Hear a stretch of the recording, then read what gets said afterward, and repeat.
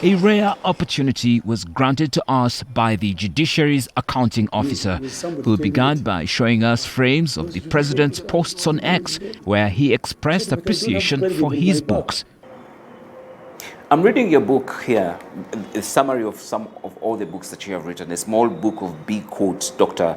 Pius Bigirimana is the author.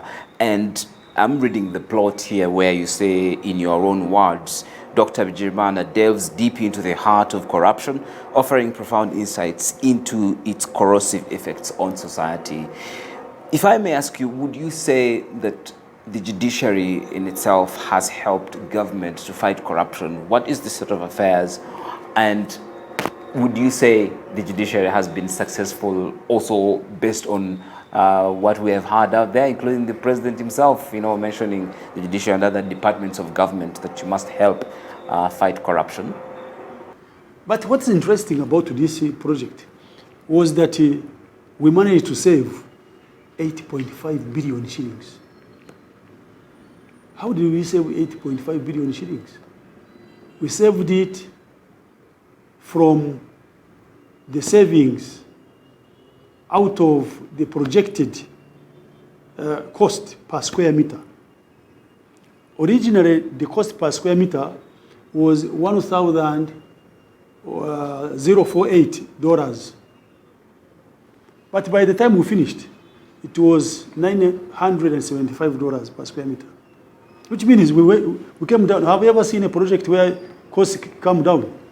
We had a contingent of 12 billion. Do you know that I used the 12 billion to cover? There is a floor for conferences on each. They were not in the original bills of quantities. But we factored them in towards when we started advertising. There was no gym, there was no sauna, there was no steam. The interior design was not there. We put them there, and we use the money from the contingents, which money sometimes is eaten. Okay. This was office notice number 1, he says, referring to one of the key items on his bucket list. The next priority was tackling the age-old problem of delays in case filing. By leveraging technology, the judiciary has significantly enhanced the efficiency and effectiveness of the court systems. When we introduced techniques, we've seen a rise in filing. We've seen a rise in non-tax revenue collection. Actually, when we started, we were at around 4 billion. We have gone up to 9 billion. The filing rate has gone up to 17%. Even disposal has increased? So that's another thing. Of course, we have not gone everywhere. We started with 7 pilot courts. So we have rolled to 13 courts. But before the end of this year, we should have got 20 courts. Mediation has also been introduced as an alternative way to reduce case backlogs. Through plea bargaining, he says the number of disposed cases increased by 22% in the 2022-2023 financial year. In the 2023-2024, we had 517 cases sorted out from 1,274. So in other words, almost 8,230 cases have been completed through mediation in 3 years. The shortage of judicial officers, another long-standing issue, is also being addressed. The permanent secretary notes that with additional resources, these vacancies can be filled. Recruitment, we have tried, although we still need more.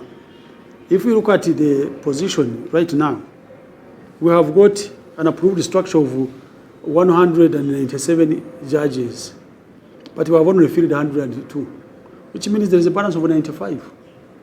So we hope that sooner or later we shall get money to recruit. He emphasizes that resolving these staffing gaps will help dispel claims that ordinary Ugandans cannot access timely justice. It seems people don't know. I know so many people who are small who have had their cases sorted out. And I think because there have been a lot of case backlog, when the cases have stayed in court, people think that they have stayed in court because they are poor, they can't bribe, so the cases are not moving out. But I think there is a lot that is being done. He also highlights the trillions of shillings locked up in lengthy legal proceedings and calls for increased funding to recruit more line officers and expedite case resolutions. Even if we recruit how many judges, magistrates, and we don't have DPP, DPP is the prosecutor. We don't have the DPP to prosecute cases, criminal cases. Cases will not come out. So we need the DPP to have as many prosecutors as possible to get out these cases from court. But also at the Attorney General's chambers, there are few. In May this year, President Museveni received new judges for the Supreme Court and the Court of Appeal. He remarked, and I quote, manpower resources are building up slowly. Musiime, NTV Weekend Edition.